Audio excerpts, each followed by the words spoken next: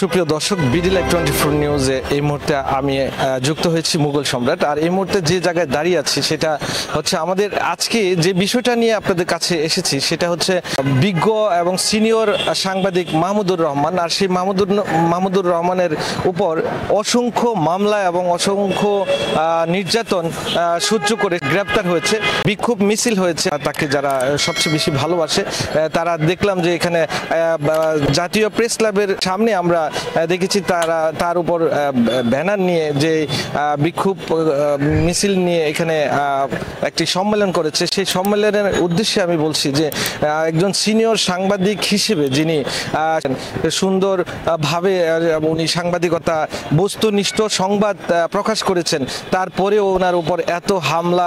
আমরা আজকে মাহমুদুর রহমান মুক্তি পরিষদের অধীনে আজকের এই প্রোগ্রামটি আয়োজন করা হয়।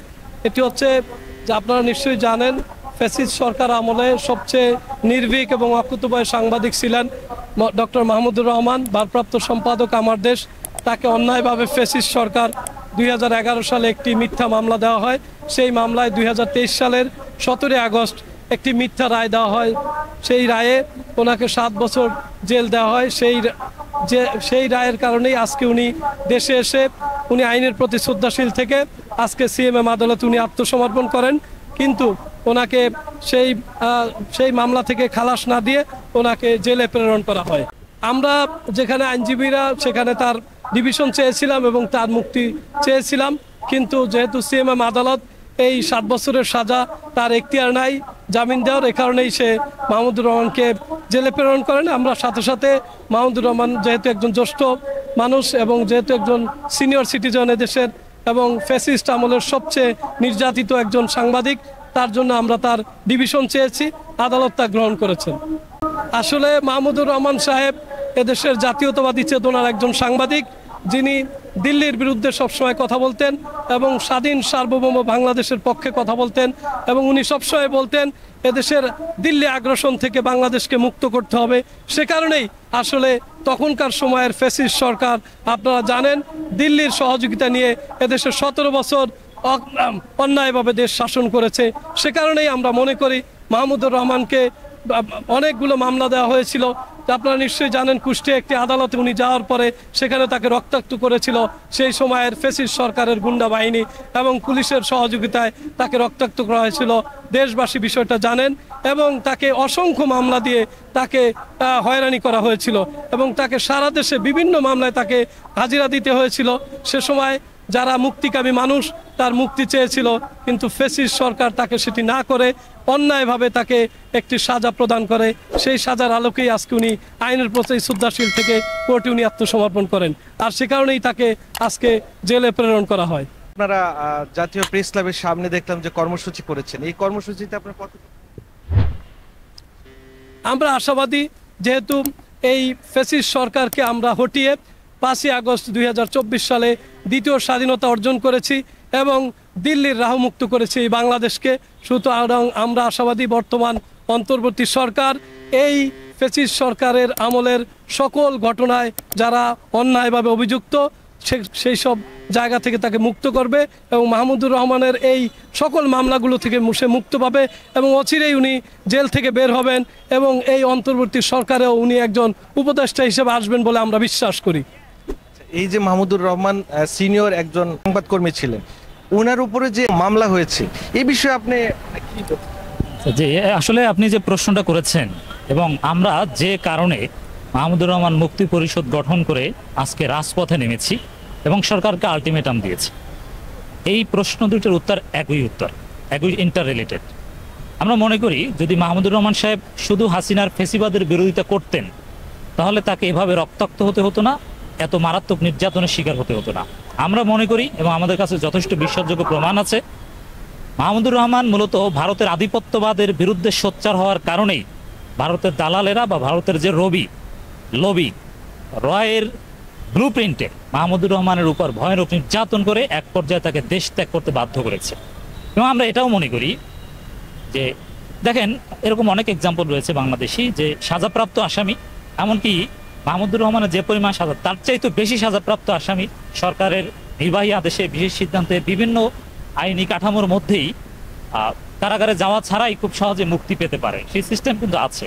তো সরকার চাইলে কিন্তু মাহমুদুর রহমানকেও এইভাবে মুক্তি দিতে পারত। তিনি যেহেতু একজন মহান ব্যক্তি, এবং আপনি নিঃসন্দেহে জানেন যে হাসিনা সরকার যে একটা ফেসিবাদী সরকার, আওয়ামী লীগ যে একটা ফেসিবাদী রেজিম, ফেসিবাদী এন্টিটি, হাসিনা যে একজন ফেসিবাদী রুলার, এই থিওরির মূল প্রপোনেন্ট কিন্তু মাহমুদুর রহমান।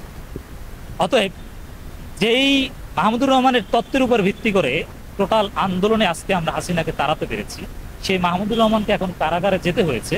আমি মনে করি এটা ভারতকে খুশি করতে সরকার মাহমুদুর রহমানকে নির্বাহী আদেশে বা সহজে মুক্তি না দিয়ে কারাগারে পাঠিয়েছে। আমাদের সন্দেহের জায়গাটা এটা। আমরা মনে করি এই সরকারের পরতে পরতে এখনো ভারতের দালালেরা আছে, আওয়ামী লীগের দোসরেরা, ফেসিবাদের দোসর যারা, তারা এখনো আছে।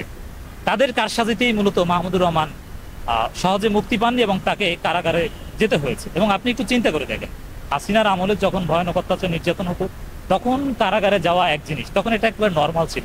কিন্তু একটা স্বাধীন বাংলাদেশ, ফেসিবাদ মুক্ত একটা বাংলাদেশে যিনি ফেসিবাদের বিরুদ্ধে আজীবন আন্দোলন করেছেন এবং তিনি অন্যতম মজলুম, তাকে জেলে যেতে হবে, এটা কতটা কষ্টের এবং কতটা আক্ষেপের। আমরা মূলত এই আক্ষেপের জায়গা থেকেই এই মাহমুদুর রহমান মুক্তি পরিষদ গঠন করেছি। এবং মাহমুদুর রহমান, আপনি যে প্রশ্নটা করেছেন যে এত হামলা, এত আক্রোশ তার উপর, এবং শুধু হাসিনা সরকার না, এখনো আমরা দেখতে পাচ্ছি যে সেম নির্যাতনের শিকার তিনি হয়েছেন। অসুস্থ অবস্থায় এই বৃদ্ধ বয়সে এসে কারাগারে যেতে হয়েছে। তো এটা আমি মনে করি যে ওই ভারতের আধিপত্যবাদের বিরোধিতা করাটাই মূল কারণ। এবং আমি আপনার জ্ঞাতার্থে আপনার দর্শকদের উদ্দেশ্যে বলতে চাই যে আমরা মাহমুদুর রহমান মুক্তি পাওয়ার পরও আন্দোলন করব। আমরা এই সিদ্ধান্ত নিয়ে কমিটি গঠন করেছি। মাহমুদুর রহমানের উপর কারা হামলা করেছিল, কারা তার বিরুদ্ধে হয়রানিমূলক মামলা দিয়েছে, কাউকে হয়রানি করার স্পেশাল রিলিফ অ্যাক্ট রয়েছে, সুনির্দিষ্ট প্রতিকার আইন রয়েছে, তার মানহানি করেছে, তাকে শারীরিকভাবে আঘাত করেছে, এবং রিমান্ডেও, যেটা একেবারেই বেআইনি, হাইকোর্টের বিভিন্ন অর্ডারের পরিপন্থী, রিমান্ডে নির্যাতন করা যাবে না, এগুলো সব ভায়োলেট করে রিমান্ডে তাকে অমানবিক নির্যাতন করা হয়েছে, যেটা তিনি নিজেই লিখেছেন, বলেছেন। কারা, কার নির্দেশে, কোন পুলিশ সদস্যরা তাকে রিমান্ডে অমানবিক নির্যাতন করেছে, সবাইকে চিহ্নিত করে আমরা তাদের বিরুদ্ধে মামলা করব, তাদেরকে বিচারের আওতায় আনবো। এটাই হচ্ছে আমাদের মাহমুদুর রহমান মুক্তি পরিষদের বার্তা। এবং আজকে দেখেছেন কোনো ঘোষণা ছাড়া হঠাৎ করেই আমরা তাৎক্ষণিক বিক্ষোভ মিছিল সমাবেশ করেছি। আমরা বিপুল সংখ্যক সাধারণ মানুষের, সুপ্রিম কোর্ট, হাইকোর্ট, জজ কোর্টের আইনজীবী থেকে শুরু করে বিভিন্ন রাজনৈতিক দলের নেতাকর্মী সহ অনেকের সাড়া আমরা পেয়েছি। আমরা যথেষ্ট সাড়া পেয়েছি। আপনি দেখবেন আমাদের আলটিমেটামের মধ্যে মুক্তি না পেলে মাহমুদুর রহমান মুক্তির দাবিতে যে কর্মসূচি হবে, সম্ভবত প্রেস ক্লাব এলাকায় আমরা করব, সেখানে লোকারণ্য হয়ে যাবে। এটাই আমরা বলতে চাই। এই মুহূর্তে আপনার ওনার মুক্তির বিষয়ে আপনার আহ্বান এবং আপনার বার্তা? আমাদের বার্তা স্পষ্ট যে মাহমুদুর রহমানকে নিঃশর্ত মুক্তি দিতে হবে। যেহেতু এটা হাসিনার ফেসিবাদী আচরণ, হাসিনার মিথ্যা অভিযোগ, এটা বিয়ন্ড রিজনেবল ডাউট ফলস, আইনের ভাষায় যে সন্দেহাতীতভাবে মিথ্যা। এটা এখন public perception, each and every person, সবাই বিশ্বাস করে যে এটা মিথ্যা। অতএব তাকে নিঃশর্ত মুক্তি দিতে হবে। এটা সরকার নির্বাহী আদেশে দিক বা জুডিশিয়াল প্রক্রিয়া দিক, আমাদের আহ্বান এটাই, তাকে উইদিন 48 আওয়ার্স তাকে মুক্তি দিতে হবে। এটাই হচ্ছে আমাদের আহ্বান। ধন্যবাদ।